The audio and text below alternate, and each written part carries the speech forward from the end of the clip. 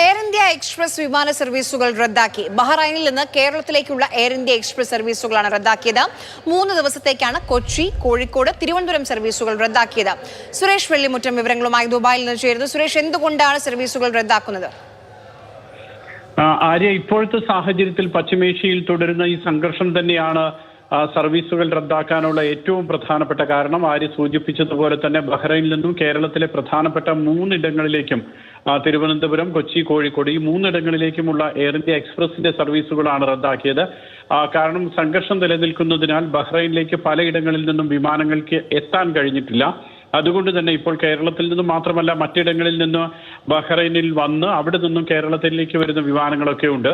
അപ്പോൾ അതുകൊണ്ട് തന്നെ അത്തരത്തിലുള്ള വിമാനങ്ങൾക്ക് ബഹ്റൈനിൽ എത്താൻ കഴിഞ്ഞിട്ടില്ല. ആ സാഹചര്യത്തിലാണ് 3 ദിവസത്തേക്ക് സർവീസുകൾ റദ്ദാക്കിയതായി എയർ ഇന്ത്യ എക്സ്പ്രസ് അറിയിക്കുന്നത്. ഇതോടൊപ്പം തന്നെ ബഹ്റൈനിൽ നിന്ന് പലതവണ ഇത്തരത്തിൽ ആക്രമണ സാധ്യതയുള്ളതായി അധികൃതർ അറിയിക്കുകയൊക്കെ ചെയ്തിരുന്നു. അതോടൊപ്പം തന്നെ എയർ നാവിഗേഷൻ സിസ്റ്റത്തിന് തകരാർ സംഭവിച്ചതായിട്ടൊക്കെയുള്ള റിപ്പോർട്ടുകളൊക്കെ വന്നിരുന്നു. അപ്പോൾ ഇതെല്ലാം പരിഗണിച്ചുകൊണ്ടാണ് പുതിയൊരു തീരുമാനം ഇപ്പോൾ ഉണ്ടായിട്ടുള്ളത്. 3 ദിവസത്തേക്കാണ് സർവീസുകൾ റദ്ദാക്കിയത്. ശരി, സുരേഷ് വെള്ളിമുറ്റമാണ് വിവരങ്ങൾ നൽകിയത്.